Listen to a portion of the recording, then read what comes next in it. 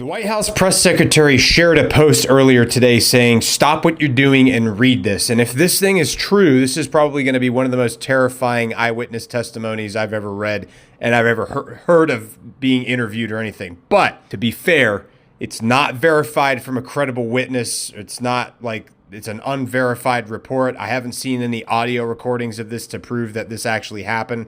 So take this with a grain of salt. But if it's true, this would be terrifying. So there are accounts on Twitter sharing that there was an account from a Venezuelan security guard loyal to Nicolas Maduro that shared what happened on the day of the operation when they seized Nicolas Maduro from Venezuela. Apparently, it was a security guard. So the beginning of the interview goes like this. The security guard says, "On the day of the operation, we didn't hear anything coming. We were on guard, but suddenly all our radar systems shut down without any explanation.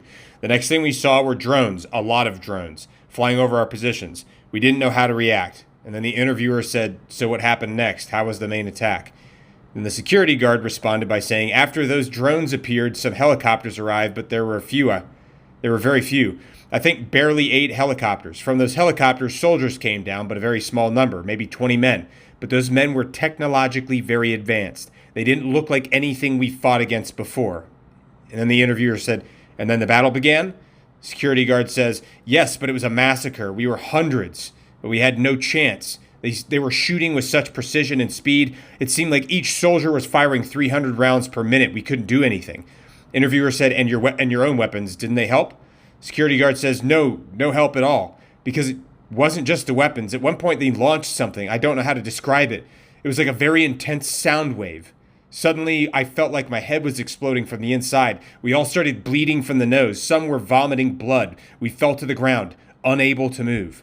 Interviewer says, "And your comrades, did they manage to resist?" Security guard says, "No, not at all. Those 20 men without a single casualty killed hundreds of us. We had no way to compete with their technology, with their weapons. I swear I've never seen anything like it. We couldn't even stand up after that sonic weapon or whatever it was." The interview says, "So do you think the rest of the region should think twice before confronting the Americans?" The security guard says, "Without a doubt. I'm sending a warning to anyone who thinks they can fight the United States. They have no idea what they're capable of. After what I saw, I never want to be on the other side of that again. They're not to be messed with." And then the interviewer says, "And now that Trump has said Mexico is on the list, do you think the situation will change in Latin America?" The security guard says, "Definitely. Everyone is already talking about this. No one wants to go through what we went through. Now everyone thinks twice. What happened here is going to change a lot of things, not just in Venezuela, but throughout the region." Now again, this was shared by the White House press secretary, Carolyn Leavitt. Shalom, back again with another lesson. Before I begin this lesson, I'd like to begin by giving all honor, glory, and praises to Yahweh, Bahashem, Yahushai, Bahashem, Recha Kodash. I want to give double honors to my elders and apostles of Great Millstone who rule well, where I've learned this truth from. I want to say peace and salutations to you, Akim, you brothers out there laboring, pushing this word out in all truth and in sincerity, presenting your bodies as a living sacrifice. I want to say shalom to you Israelite sisters that may be listening, and also to you Israelites that are scattered across the four corners of the earth. You may look like these other nations, but your seed line goes back to Abraham, Isaac, and Jacob. Shalom. So I wanted to do this lesson today, just based on that clip that I played at the start of this lesson. And I wanted to basically just talk about it and bring out a few scriptures, just talking on the fact that Esau is a man of the field. He's a cunning hunter, and he's the master of weaponry. Like, his blessing was the sword. You know, we could read that in the book of Genesis. Matter of fact, we go start there, right? So this is the book of Genesis, chapter 27. And I'm going to jump down to verse 30. Let's see. I'll start at 38 just to give it a little bit more context. So this is the book of Genesis, chapter 27, verse 38. It says, "And Esau said unto his father, Hast thou but one blessing, my father? Bless me, even me also, O my father. And Esau lifted up his voice and wept." Now, at this point in the story, Jacob, and Esau were twin brothers, right? And Jacob basically asked Esau for his birthright, right? So Esau coming from hunting, because Esau was a cunning hunter, and Jacob was a plain man dwelling in tents. Now Esau, he was a hunter, he was out in the fields, and this particular day he didn't catch anything, so he was starving. He was starving, and Jacob was at home cooking some red pottage or some pottage, right?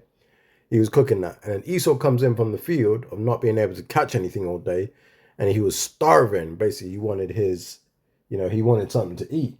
And Jacob made the smart decision in saying, hey, sell me your birthright. And Esau was like, well, it's a birthright. What good is a birthright going to do me if I'm almost dead? And Jacob, again, sell me your birthright. And Esau said, all right, here, take it. Just give me the pottage. And because of that act, Esau Edom, the nation of Esau Edom, was cast out from receiving that blessing that the Lord would have had set up for him, right? But obviously it was prophesied for that to happen. So Jacob received the blessing, right? Because it says in the book of Genesis, chapter 25, verse 20 on down, it tells you that the twins would struggle in the womb. It says the elder shall serve the younger, which was biblical prophecy, right? So that prophecy came to pass when Esau sold his birthright. Now we're up to this point here in verse 27, right? So Jacob has just received the blessing from his father Isaac, right? And he's gone now. He's left, and Esau's come in to get that blessing, but realized that Isaac has already given the blessing to Jacob. So this is the point we're at, verse 38. It says, and Esau said unto his father, hast thou but one blessing, my father? Bless me, even me also, O my father. Why? Because obviously Jacob got the blessing, and Esau thought he weren't going to get nothing, right? So what did Isaac do? Isaac followed this up, right? I'm going to keep reading. It says, and Esau lifted up his voice and wept. He cried like a baby because obviously he ain't getting that blessing. So it says, verse 39, it says, and Isaac his father answered and said unto him, behold, thy dwelling shall be the fatness of the earth, and the dew, and of the dew of heaven from above, right? So Esau was going to be blessed with the fatness of the earth. So all the nice places, all the beautiful areas, Esau Edom was going to dwell. And we see that even to this day, so-called white people, and I'm not saying all white people, I'm saying majority of white people, all live in the fanciest areas on this planet. There ain't nowhere you can go where you don't see these people in the land trying to act like they own the place, right? This is Esau Edom's blessing, right? Then what does it say? In verse 40, it says, and by thy sword shalt thou live, and shalt serve thy brother. And it shall come to pass, when thou shalt have dominion, that thou shalt break his yoke from off thy neck. Right? So Esau was going to be given the reign, which is why you see the Edomites coming back into their power structure. They've been given the reign, and they're living by the sword. That's why they're going into everybody's country and kidnapping their presidents and eyeballing other countries like Greenland. Now they're talking about eyeballing Mexico and Latin America completely. That's where our Northern Kingdom brothers are currently residing. Now Esau's eyeballing that up because he just can't help himself. He's insatiable.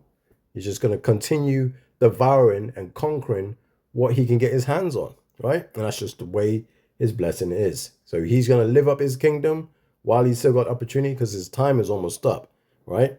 I'm going to finish up in verse 41. And it says, and Esau hated Jacob, the Israelites. Esau hates the Israelites, right? It says, and Esau hated Jacob because of the blessing wherewith his father blessed him. And Esau said in his heart, the days of mourning for my father are at hand. Then will I slay my brother Jacob, right? So Esau's always been on that warpath spiritually. He's had a perpetual hatred for the children of Israel, northern and southern kingdom alike.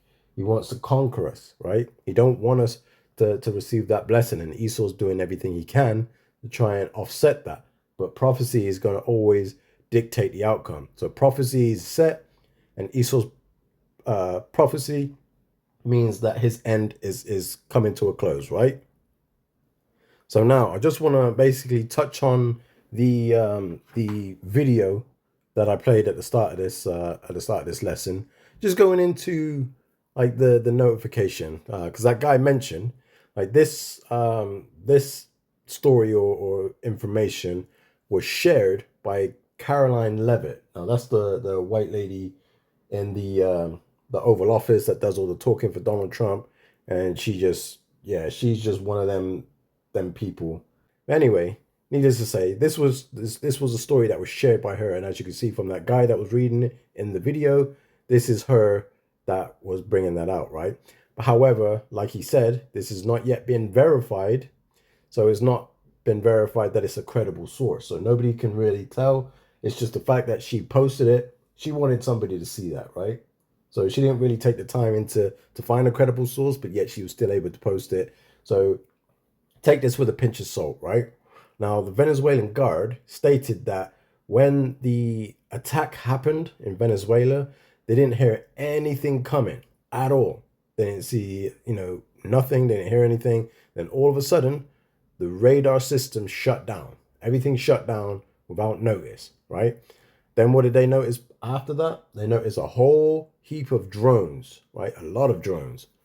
Exactly what he said is a lot of drones that came. And, I don't know if they were shooting or if they were bombing or whatever the case they were doing. But needless to say, the soldier or the guard in Venezuela was saying that there was a lot of drones. He said after the drones came, there was about 8 helicopters. I think he mentioned 8 helicopters, which only carried about 20 men. And he said when the men lowered themselves down from the helicopter, they had far superior weapon technology, far superior. They said they had, I think it was close to 100 soldiers, and they were wiped out with complete precision. And their weapons did absolutely nothing. It's almost like something you see out of an action film, right? It's like these special troopers come out of nowhere and they're just precision, boop, boop, boop, boop, picking off soldiers left and right. Said they must have killed hundreds of them, and we didn't hit one of theirs, not one, right?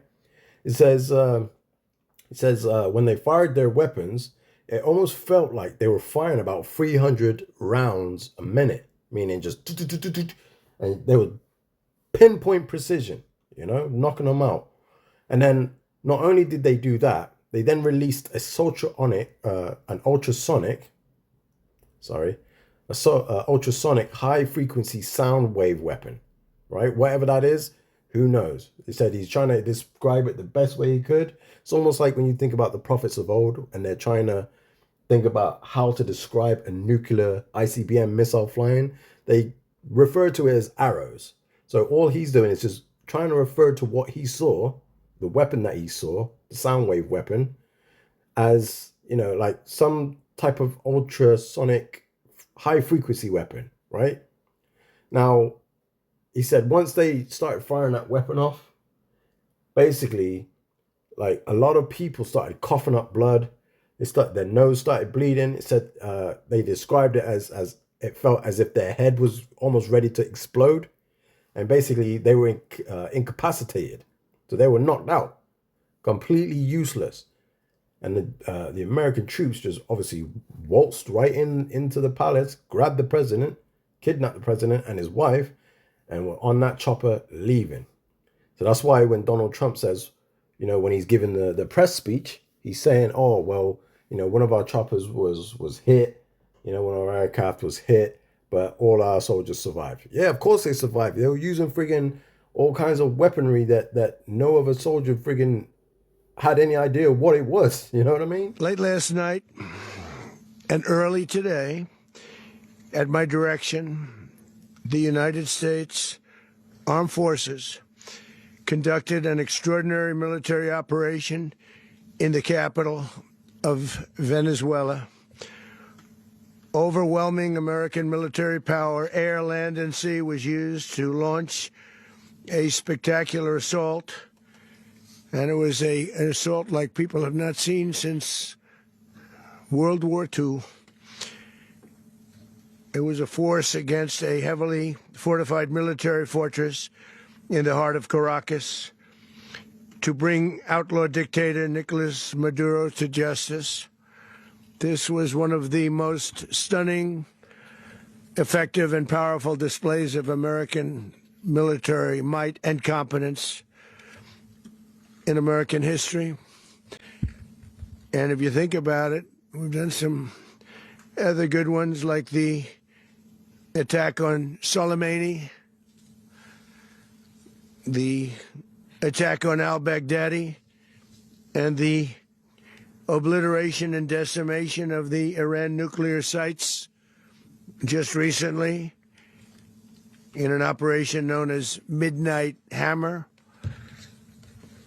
all perfectly executed and done. No nation in the world could achieve what America achieved yesterday, or frankly, in just a short period of time. All Venezuelan military capacities were rendered powerless as the men and women of our military, working with U.S. law enforcement, successfully captured Maduro in the dead of night. It was dark. The lights of Caracas were largely turned off due to a certain expertise that we have. It was dark and it was deadly. But captured along with his wife,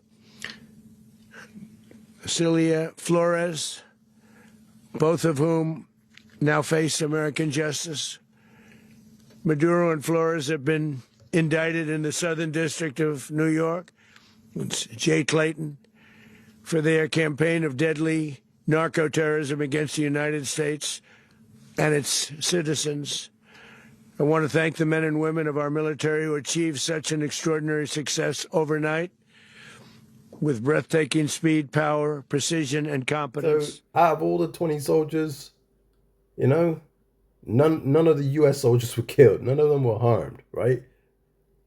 So, I mean, what does that tell you?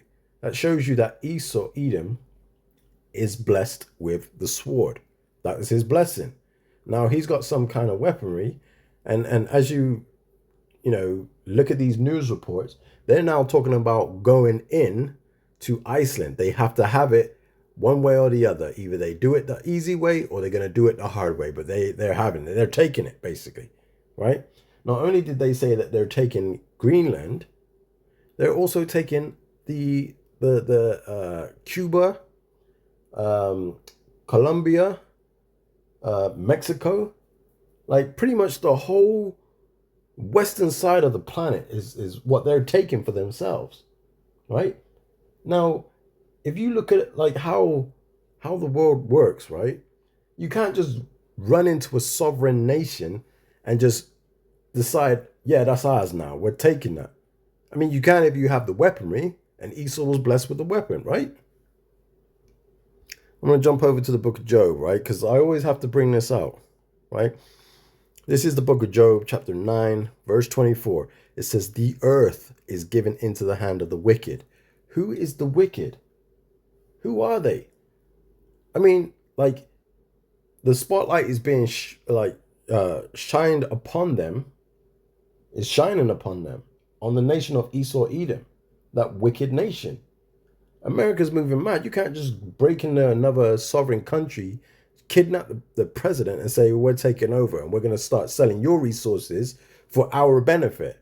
And then just say, oh yeah, we're doing actually for the Venezuelan people. Knowing damn well them Venezuelan people ain't going to receive a thing from the Americans, right? Americans, that they're on this whole, I don't know, this whole oppression, this imperialistic vibe right now, right? Because Donald Trump and the American government are a bunch of liars. Matter of fact, let's go into the book of John, chapter 8, verse 44. And it reads, it says, ye are of your father the devil, and the lusts of your father ye will do. He was a murderer from the beginning, and abode not in the truth, because there is no truth in him.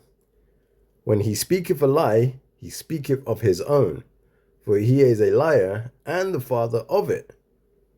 You see, the Bible is pretty clear who the wicked is, right? Pretty clear. I'm going to jump back over to Job 9 and 24, right? Because I didn't finish that out. So it says the earth is given, this is Job 9 and 24. It says the earth is given into the hand of the wicked. How do we know the Edomites are the wicked? It says, he covereth the faces of the judges thereof. If not, where and who is he? It's a rhetorical question. If the greatest man to ever walk the planet Earth, Yahweh Shai, right, is written in the scriptures as being a so-called black man, right? Dark-skinned black man, right? Powerful dark-skinned black man. And you change his face to look like an Edomite, that's who covered the faces of the ultimate judge. Who did that? You can look at the Renaissance periods. They painted Cesare Borgia as the Messiah, right? Matter of fact, what is that? Is that in it's like, let me just go quickly to, is it First Maccabees 3 and 48? Yeah, it says here, look. First Maccabees chapter 3, verse 48. It says, and laid open the book of the law, wherein the heathen had sought to paint the likeness of their images. That's what they did. During the Renaissance period, they took all the images of all the black angels, the black prophets, the black Messiah, and they painted them white. Right? So this is what they did. This is the nation of Esau, Edom. Now back to this lesson. It's in regards to the clip that I played at the start of this lesson. You know, Esau, Edom was blessed with the sword, right? Now, when we go into the book of Revelation, and I bring this out quite often, I have been bringing out recently quite often. So this is the book of Revelation, chapter 12, verse 12. It says, therefore rejoice ye heavens, and ye that dwell in them. Woe, and woe means destruction, and woe to the inhabitants of the earth and of the sea, for the devil is come down unto you, having great wrath, because he knoweth that he hath but a short time. Right? And what's the devil? The devil means deceiver, the liar, the father of lies, Esau, Edom, the one that says that, you know, he's not going to do any military action, he's not going to invade anybody's country. And then in the first week of January, he's invading countries. And now he's talking about taking over Greenland and all of Latin America. This guy's a freaking nutcase. It says, for the devil, the Edomites, Esau, Edom, is come down unto you, having great wrath. Is he not having great wrath? Look at the people in America right now, facing off against ICE. Right? Having great wrath, because he knoweth that he hath but a short time. His time is almost up. Esau, Edom is almost out of there, Jack. Right? And the reason I wanted to do this lesson is because obviously with these weapons that he has behind closed doors, whether this article be true or not, still to give, you know, to have an idea that Esau has some weaponry out there. That's why we need the Lord in these end times, because if we don't have the Lord, we have to face off against that. You know, the Lord says, be still, and he'll fight our battles for us, right? So if we ain't out here being still and we trying to gum up another way, you know, the Lord's going like, all right, go ahead. Let's see you get up the way you want to get up. Or you can choose my way. Follow me. Follow the Lord. Repent to the Lord. You know, keep the faith in the Lord and trust that he's got you, right? Especially to the elect, you know, whoever they may be. I pray that I be part of the elect, right? But whoever the elect are, this is why we do these lessons. We preach to the elect, you know. But, you know, I can only hope, right? I'm a prisoner of hope. But like I said, Esau, Edom is getting ready to come with the guillotines, you know, to take the heads off, right? Some of us are going to be cast into prison. Some are going to be put in like torture camps, whatever, you know. But we got to remain faithful unto death, right? So this is, quickly get this last scripture in the book of Revelation, chapter 2. I believe it's 2. Yeah, verse 10. So this is Revelation chapter 2, verse 10. It says, fear none of those things which thou shalt suffer. Behold, there we go again, the devil, the deceiver, the liar, says, behold, the devil shall cast some of you into prison, that ye may be tried, and ye shall have tribulation 10 days. Now, 10 days could literally be a 10 days, or it could be a dispensation of time. So you don't know how long that could be. That could be months, right? I don't think it'll be years, but obviously it could be, right? But it says, and ye shall have tribulation 10 days. It says, be thou faithful unto death, and I will give thee a crown of life. You see? So whatever Esau Edom's getting ready to unleash upon this world, because you can see it's getting to that point. You know, we have to take cheerfully. We have to just wait on the Lord. Have faith in the Lord and pray that the Lord's going to keep us safe during those times, right? So we can do. So with that, I wanted to just quickly do a lesson on this this story that I heard. So I thought it was interesting. And I pray that this lesson be edifying through the spirit and power of Yahweh Hashem Yahushai. And with that, it's on to the next one. Lord willing, Shalom.